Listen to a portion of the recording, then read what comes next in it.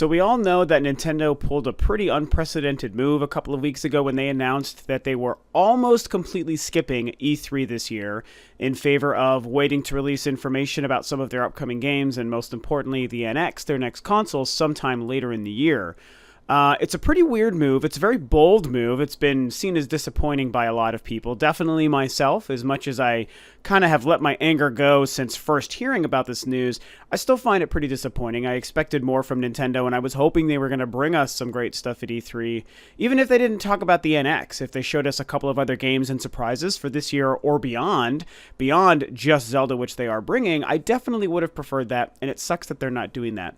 But the real question I want to ask, and the real thing I've been thinking about, is what this means for Nintendo and their overall future at E3. So the crux of the question that I'm asking is whether or not this decision to skip E3 this year is really kind of an insinuation by Nintendo that, hey, we may not be coming back to E3 in the future, or we may be having a smaller and smaller presence going forward. And when you consider that they're only bringing one game this year, you have to imagine, how much smaller of a presence could you have? So that's kind of the real question. Does this mean that Nintendo has overall kind of given up on E3 or is deciding to pass on it for the foreseeable future? And if that means that they're going to start doing other things in place of E3, which I think would probably be the case, I don't really know that we have enough to really make a claim or a guess one way or another, and I guess that means, it's kind of silly to even make a video about it if you're not really sure. But that's kind of why I wanted to talk about it. I can see basically both angles coming from Nintendo at this whole E3 thing.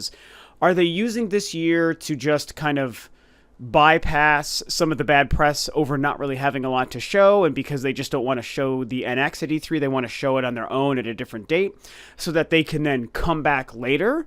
Considering, like I discussed on my theory video about Nintendo at E3 a couple of weeks ago, maybe what they're going to do is when they show the NX, when they actually launch the NX in March next year, they're going to have a fresh E3 to hit just a couple of months afterwards. That's a pretty powerful kind of period of time for Nintendo to take advantage of. So maybe they're doing that. They're skipping it this year so that they can have a crazy strong E3 next year, because that's going to happen just a couple of months after the NX has come out. Or does this really mean that they've realized, hey, we don't have to show our new console and our new hardware and our new games for our new machine at a show like E3? Why be so beholden to this event and the amount of time and money that it costs us and all these other companies to bring this stuff to the show? Why be beholden to that? Why be a slave to this and its window of time when we can do it on our own in a messaging that's more comfortable to us and save a lot of money doing so? I think that there's definitely a case to be made for both. And obviously this is a unique E3 in the sense that two other huge companies in the industry have also bypassed E3 this year, or will be bypassing it, namely Electronic Arts and Activision. They're arguably the two biggest third-party developers right alongside with Ubisoft in the entire industry. And to have them not at the show is pretty insane. Now, I do think it's very possible, if not likely, that we're still going to see Electronic Arts and Activision games at E3. I think we're going to see Call of Duty shown at either Sony or Microsoft's press conference. I think that we might see a Star Wars game featured in one of the press conferences as well. Titanfall 2 is probably going to be shown at Microsoft's press conference and stuff like that after it's already been revealed by EA at their own show the weekend before E3. So there's kind of like a weird little mix and match going on where, yes, a lot of this content in these companies aren't actually attending E3 and presenting their stuff to the public through E3, but I still think that a lot of their content and their products will be featured. Nintendo is in the unique scenario where, they live and die by their first-party stuff, so their first-party stuff is only going to be at a show like E3 if they actually bring it. So this year we know they're only bringing The Legend of Zelda, and they're going to spend their entire time on this game. I think they're doing a Treehouse presentation the first day for probably a couple of hours. I was hoping that they were going to give us, the equivalent of a Nintendo Direct, maybe a 20 or 30 minute, direct feed video presentation where Bill Trinan or Reggie or Miyamoto or anyone just kind of presents the game to us, Eiji Aonuma. And I think it's all signs have kind of pointed to even that not happening, which, man, what a mistake that would be if that's the case.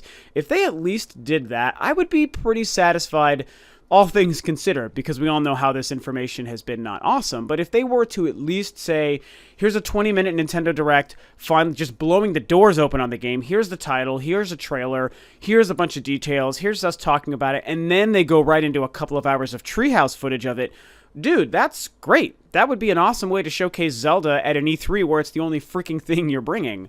But anyway, that's kind of getting sidetracked from the real purpose of this quick conversation, is whether or not this means that Nintendo's going to be skipping E3 in the future. If I had to wager a guess, man, it's really hard to come down on one side or another. But if I had to wager a guess, I think that we may see a bigger presence from them next year. I feel like they're going to come back, maybe not full strength, but if they're smart, they will realize that it is still a good idea to take advantage of E3. I understand in the grand scheme of things, in the bigger picture, I kind of like the idea and I support the idea of Nintendo, or even other companies, unfortunately, kind of bowing out of E3 in favor of their own events. I like the idea of the PlayStation experience. I thought that was very cool. I like the idea of what EA is going to be doing with their EA Play event. Hopefully that turns out to be as great as I think it could be. And, if Ubisoft starts doing its own thing, and more importantly, if Nintendo starts doing its own thing, like a lot of younger gamers might not know this, but back in the day, they had their own event every year called Space World up until the year 2000 or 2001. That was great. It was a Nintendo-only event for a couple of days. That was the shit.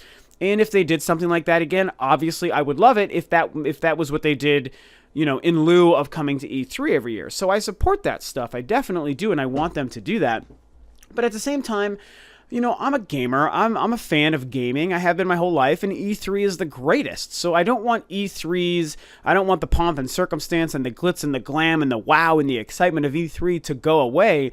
And to me, companies like EA and Activision bowing out of E3 is a huge step to that happening. And more than that, Nintendo, my favorite company, and one of the three major console players, if they step out of E3, that's a huge problem. That really is going to hurt the convention, and it's going to hurt it for a lot of gamers, for a lot of fans, for myself. And it's like, I don't really want that to happen either. It's because I just love E3, so it's really like it's a hard discussion to come down on one side or another. But if I was to just think practically about what will happen, not what I want to happen, but what will happen, I think I'm still going to, for now, come down on the side of Nintendo will be smart and they will come back to E3 with a lot of stuff to show next year. And it's for the reasons I discussed on that video a couple of weeks ago and what I also brought up here today a couple of minutes ago. Because Nintendo is releasing the NX in March of next year, unless that changes, which I guess it may, but right now it's set for March next year, first quarter of the year. I mean, March is the third month of the year, and 3 months after that time, again, that's when E3 happens. I mean, imagine the NX launching in March, and let's say that it's great. Let's say we all love it. Let's say it's impressing people. Let's say it's selling pretty well. And there's a lot of hype and buzz and excitement for this new system that's just come out. Nintendo's new next generation console. Oh my god, it's amazing. The graphics are great. The controller is great. Zelda's awesome. Look at these other launch games. But then what's going to come next? We know that was Nintendo's huge problem with the Wii U. Is it launched fairly strongly, sold a couple of million units in the first month or two. Zombie U I thought was a great game. A lot of people liked it. Some people didn't, but a lot of people did. New Super Mario Bros. Sold very well. There was a lot of excitement around the Wii U initially, but then we hit that freaking drought for that whole next year until like Mario 3D World and Wonderful 101 and Pikmin came out. And what a great way to alleviate that problem and to bypass that perspective, that perception, I should say, of them amongst gamers. If 3 months after your system launches and people want to be excited about it, and then E3 happens and you have a great showing and a great presentation at E3, and you instill that perfect faith in gamers to say, hey, I know you just bought the NX, or maybe you want to, but you're on the fence. Well, here's why you should be excited about the NX, because here's our slew of games for the next year and beyond. Here's a new Mario game. Here's our announcement of a Metroid game. Here's, I don't know, Hyrule Warriors 2. Maybe they can show, I always use this as an example of third-party games. Let's say they show, hey, Grand Theft Auto 6, it's going to be coming to our machine. Red Dead Redemption 2. you know, the next Call of Duty, here's all these other great things, Destiny 2, that you can also be playing on the NX this holiday in another 5 months from now, you know, coming after E3.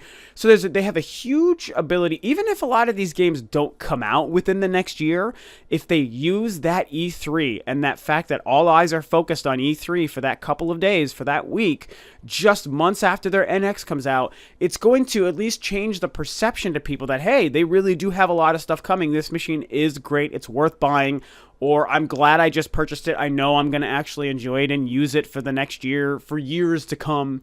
You know, I think that there's a huge advantage for them to take there. So that's what I think Nintendo hopefully will still do. But Nintendo is their own beast, man, and they are hard to predict. You know, no one saw this coming, this whole E3 thing. That's for damn sure. I sure as hell didn't.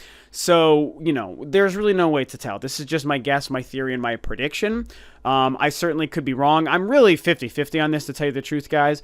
I mean, I think that there's just as much of a chance that they don't come back at all. Maybe they just completely say, no, we're done with E3 next year. You know, just as good of a chance as that happening as there is of them actually coming back and showing games and taking advantage and trying to show us why the NX is going to be great and people should be buying it. So, you know, it's a really interesting, confusing, wacky time for E3 as a convention and, of course, for Nintendo. At this point, I'm just going to be excited to see Zelda at the show. I'm going to be excited for when Nintendo finally reveals the NX to us later this year, and hopefully that's going to make me excited to actually buy it when it comes out in March, and I believe it will, but that's going to remain to be seen. What's going to happen to E3 next year and beyond, especially for Nintendo? What do you guys think Nintendo is going to do? Do my theories coming down on both sides of the fence make sense to you? Do you think that they will come back next year and try to showcase the NX even more? Do you think that this year is a sign that they're probably not coming back next year and for the foreseeable future? Lots of stuff to talk about and discuss when it comes to this. Very interesting. I hope they come back next year, but what do you guys think? Share your thoughts about this stuff below. And of course, thanks as always for tuning in, guys. This is Rob of Rule of Two Review, and I will of course catch you next time on another video.